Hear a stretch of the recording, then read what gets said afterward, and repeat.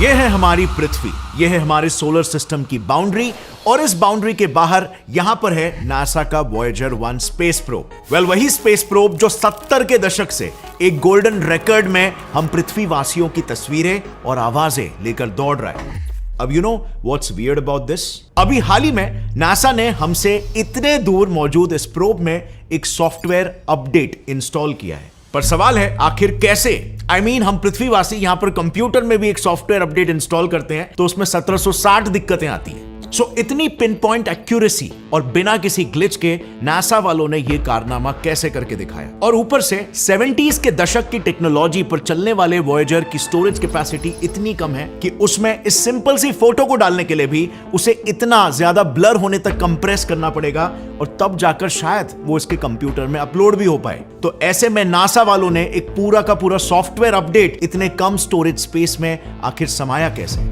साथ ही आपको शायद ये पता नहीं होगा, पर वॉयेजर 1 का ओरिजिनल मिशन 1980s में ही खत्म हो चुका था, जब उसने जुपिटर, सैटर्न और सैटर्न के मून टाइटन के फोटोज खींचकर भेजे थे। अब मिशन खत्म हो चुका था। उस मिशन पर काम करने वाले सभी साइंटिस्ट भी 70, 80, 90 के हो चुके थे। लेकिन यू नो व्हाट, उन टीम के मेंबर्स को बूढ़े होने के बावजूद भी रिटायरमेंट लेने की परमिशन नहीं थी। वो सिर्फ तभी रिटायर हो सकते अगर उन दोनों वॉयेजर प्रोब्स में से एटलीस्ट एक प्रोब रिटायर हो जाए। आखिर इस मिशन में ऐसी क्या बात है जो नासा अपने ओरिजिनल वॉयेजर टीम को उनके आखिरी समय तक पकड़ कर रखना चाहता है? क्या वॉयेजर स्पेस से कुछ ऐसी इंफॉर्मेशन नासा वालों तक पहुंचा रहा है जो नासा के लिए टॉप सीक्रेट है? इसके बारे में क्लैरिटी से हमें तब समझ में आएगा जब हम ये जानेंगे कि आखिर वॉयेजर 1 के साथ ऐसा क्या हुआ कि लॉन्च के 45 इयर्स बाद अचानक से एक दिन नासा उसे अपडेट करने पर मजबूर हो गया। Saludos a todos.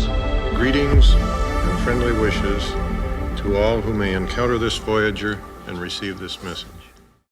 दरअसल 25 अगस्त 2012 को जुपिटर और सैटर्न को कंप्लीटली स्टडी करने के बाद वॉयेजर 1 सोलर सिस्टम से बाहर निकल गया और उसने इंटरस्टेलर स्पेस में कदम रखकर एक नए जर्नी की शुरुआत की, यानी कि सोलर सिस्टम के बाहर की जर्नी शुरू की। इस जर्नी में वो रेगुलरली नासा को इंटरस्टेलर स्पेस से नए नए अपडेट्स भेजता। बट कुछ सालों बाद 2022 में अचानक एक दिन नासा के कंप्यूटर्स पर वॉयेजर से जीरोस और वंस के रूप में स्ट्रेंज सिग्नल्स फ्लैश होने लग गए। अब इन स्ट्रेंज सिग्नल्स को देखकर नासा के साइंटिस्ट खुश हो गए, क्योंकि उन्हें ऐसा लगा वॉयेजर प्रोब्स में जो उन्होंने गोल्डन रिकॉर्ड्स भेजे उसमें मौजूद सारी पृथ्वी की जानकारी शायद किसी के हाथ लग गई है, और वो उस डेटा को डिकोड करके हमसे संपर्क बनाने की कोशिश कर रहा है। लेकिन फिर पूरे 1 साल तक उस डेटा को डिटेल में स्टडी करने के बाद साइंटिस्टों को यह पता चला कि उन्होंने इस सिग्नल को लेकर जो अंदाजा लगाया था वो अनफॉर्चुनेटली गलत था, और असल में इस विचित्र सिग्नल के पीछे किसी और चीज का ही हाथ था।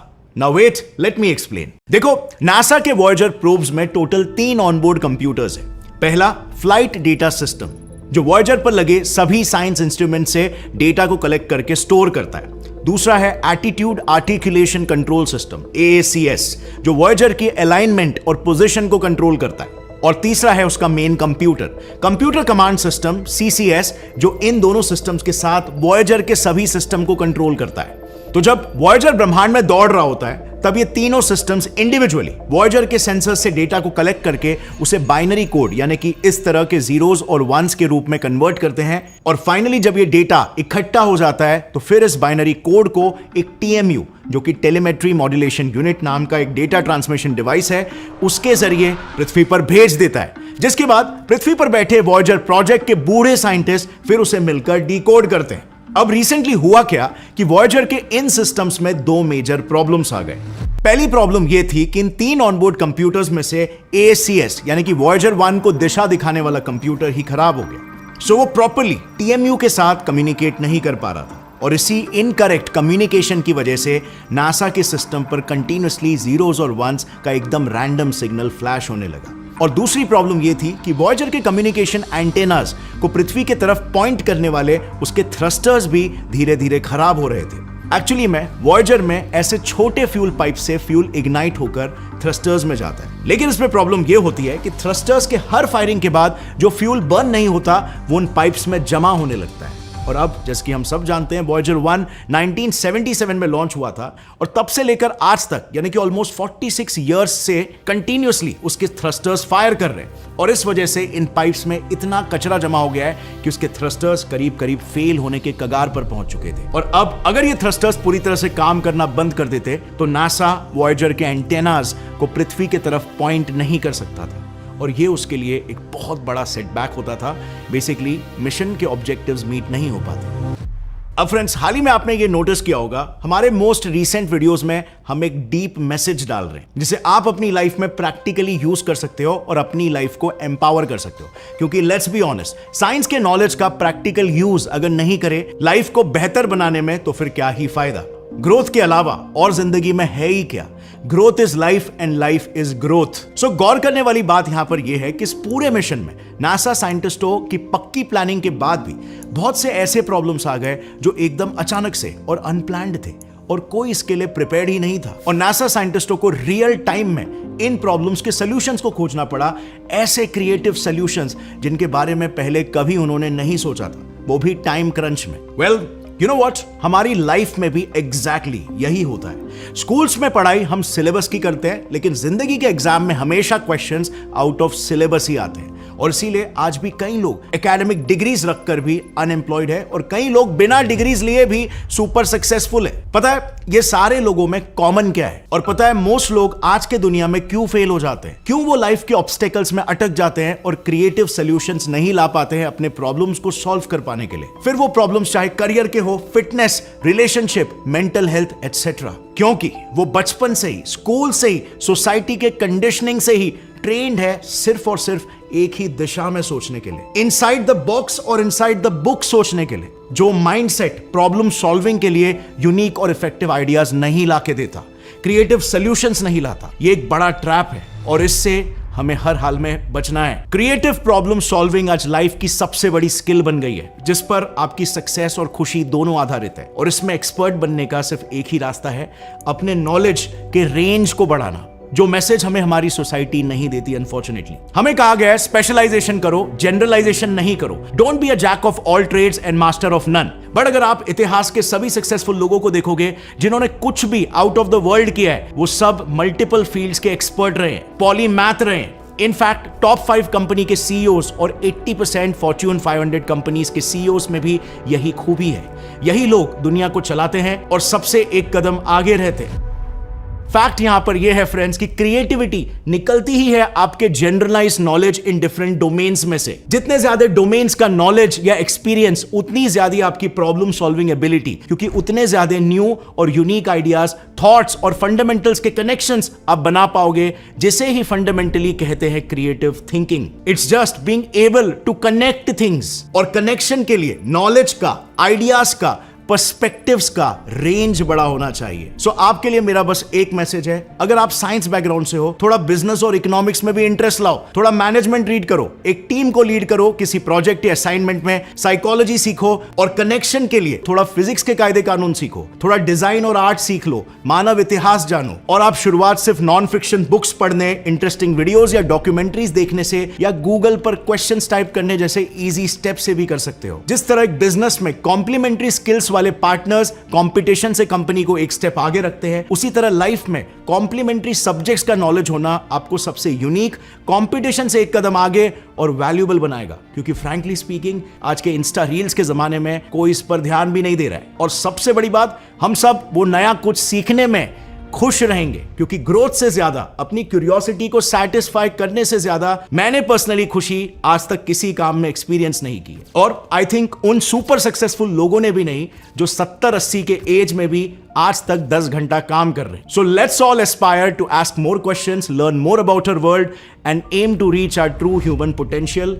हैविंग सेड दैट, अब देखते हैं कि नासा ने इन प्रॉब्लम से आखिर कैसे डील किया अपने क्रिएटिव और यूनिक आइडियाज के अंदाज में। इस नेटवर्क में 3 70 मीटर बड़े रेडियो एंटेनाज हैं जो यूएस, स्पेन और ऑस्ट्रेलिया में स्थित है। अब अगर आप इन तीनों को पृथ्वी के सेंटर में ट्रेस करोगे तो आपको दिखेगा कि ये तीनों भी लोकेशंस एक दूसरे से 120 डिग्री एंगल पर बेस्ड है। ऐसे में पृथ्वी की रोटेशन की वजह से जब कोई भी सैटेलाइट ऑस्ट्रेलिया में सेट होगी तब वो स्पेन में राइज हो रही होगी, और जब वो स्पेन में सेट होगी तब वो यूएस में राइज हो रही होगी। यानी क्लियरली पृथ्वी के रोटेशन के बावजूद नासा हर सेकंड अपने स्पेसक्राफ्ट से कम्युनिकेट कर सकता है, और इसीलिए पृथ्वी पर बैठे बैठे वॉयेजर को सॉफ्टवेयर अपडेट भेजने के लिए डीप स्पेस नेटवर्क नासा का आइडियल चॉइस था। अब एक सवाल का हल तो मिल गया, लेकिन अब उनके सामने अगला सवाल यह था कि इस अपडेट को इतने कम स्टोरेज में इंस्टॉल कैसे करेंगे, क्योंकि जैसे कि मैंने पहले बताया वॉयेजर 1 की स्टोरेज कैपेसिटी इतनी कम है कि इसमें एक हाई क्वालिटी इमेज भी हम नहीं भेज सकते। तो इस पर थोड़ा सा सोचने के बाद नासा को एक सोल्यूशन मिला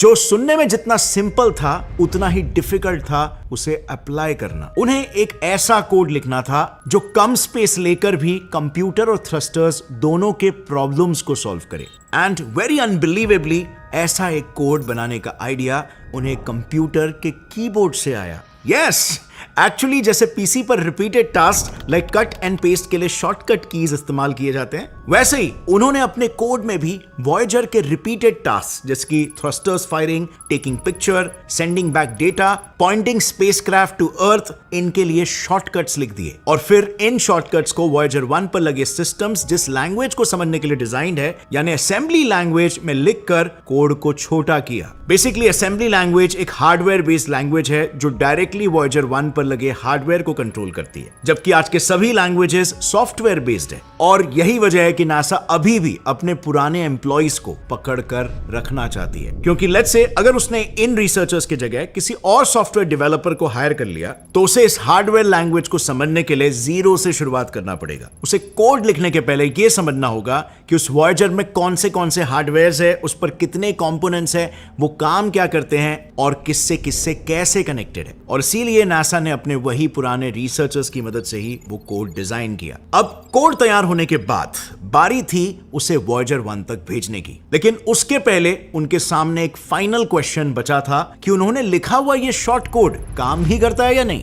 इसे वेरीफाई करने के लिए नासा ने एक तीर से 2 शिकार करने वाला एक आइडिया बिठाया। उन्होंने वॉयेजर 1 को अपडेट भेजने से पहले यही सेम अपडेट को वॉयेजर 2 में इंस्टॉल किया, क्योंकि इसके 2 फायदे थे। पहला ये कि वॉयेजर 2 नासा के साथ प्रॉपर्ली कम्युनिकेट कर पा रहा है और वो वॉयेजर 1 के मुकाबले हमसे ज्यादा करीब भी है, और इसीलिए अगर उसे पहले अपडेट करते तो रिजल्ट्स हमें कंपैरेटिवली जल्दी मिलते। और दूसरा, अगर अपडेट सही से होता तो वॉयेजर 2 फ्यूचर में ऐसे प्रॉब्लम्स जो वॉयेजर 1 के साथ हुए उनसे पहले ही बच जाता। इसी को ध्यान में रखते हुए 28 अक्टूबर 2023 को अपने डीप स्पेस नेटवर्क से नासा ने वॉयेजर 2 पर अपने अपडेट को भेजा, और इसके सक्सेसफुली इंस्टॉल और रन होने के बाद नासा ने उसी डीप स्पेस नेटवर्क से इस अपडेट का सिग्नल वॉयेजर 1 की तरफ भेजा। एंड फाइनली करीब 22 घंटे की जर्नी के बाद वो अपडेट सिग्नल वॉयेजर 1 तक पहुंचा। देखो, ASCS यानी वो सिस्टम जो वॉयेजर की अलाइनमेंट और पोजीशन को कंट्रोल करता है, यहां उसके प्लेटेड वायर मेमोरी में स्टोर होता है। बेसिकली होता क्या है कि इसमें वायर्स और मेटल प्लेट्स एक दूसरे से इस तरह से अलाइन होते हैं कि इसमें जहां ये प्लेट्स और वायर इंटरसेक्ट कर रहे हैं उस पॉइंट पर एक बिट यानी 0 या फिर 1 स्टोर होता है। अब जैसे ही इन वायर्स में से करंट पास होता है वहां पर एक मैग्नेटिक फील्ड जनरेट होती है। अगर प्लेट में करंट राइट से लेफ्ट की तरफ जाती है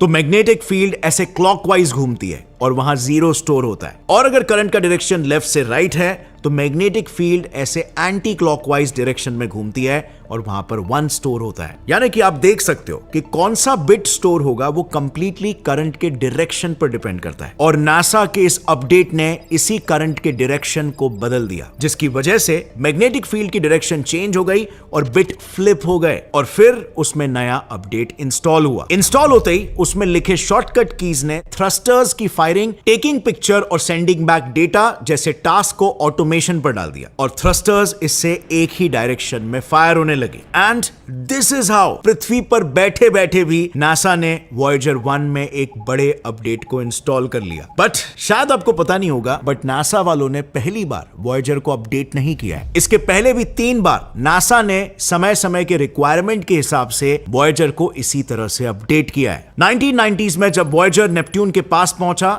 वहां सूरज की रोशनी पृथ्वी के मुकाबले 900 गुना कम थी और इसीलिए नेपट्यून की तस्वीरें खींचने के लिए नासा को वॉयेजर के कैमरास को रीप्रोग्राम करना पड़ा था। नेक्स्ट अपडेट में वॉयेजर के नेपट्यून को क्रॉस करने के बाद नासा ने उसके कैमरास को ही बंद कर दिया, क्योंकि नेपट्यून के बाद एज सच वो स्पेस के अंधेरे में जा रहा था जहां कैमरास का कोई यूज नहीं। और इसका फाइनल अपडेट आया 1995 में, जो कंपोनेंट्स के फेल होने पर उन्हें रिस्टार्ट करता था। इस अपडेट ने इंस्टॉल होने के 20 साल बाद 2014 में वॉयेजर 1 को फेल होने से बचाया। अब रही बात इंटरस्टेलर स्पेस से इमेजेस भेजने की, तो जैसे कि मैंने कहा, नासा ने इसके कैमरास को 1990s में ही बंद कर दिया था। But who knows, next update में शायद नासा वाले इसे ऑन भी कर दे, और क्यों ना करे, उनके पास एक स्ट्रॉन्ग रीजन भी है। वॉयेजर के साथ भेजा गया गोल्डन रिकॉर्ड। असल में नासा वालों ने इस रिकॉर्ड में ताजमहल, पाकिस्तान की एक सड़क, एक झोपड़ी, हमारा डीएनए और ऐसे ही इन जैसे 116 इमेजेस दूसरे इंटेलिजेंट सिविलाइजेशंस के लिए भेजे हैं। अब भले ये इमेजेस देखने में रैंडम लग रहे हैं, लेकिन इसके क्रिएटर एस्ट्रोफिजिसिस्ट कार्ल सेगन का कहना है कि इन इमेजेस में एलियंस के लिए एक सीक्रेट मैसेज छुपा हुआ है। तो अगर आप जानना चाहते हो कि उस मैसेज में ऐसा क्या है और दूसरे सिविलाइजेशन के एलियंस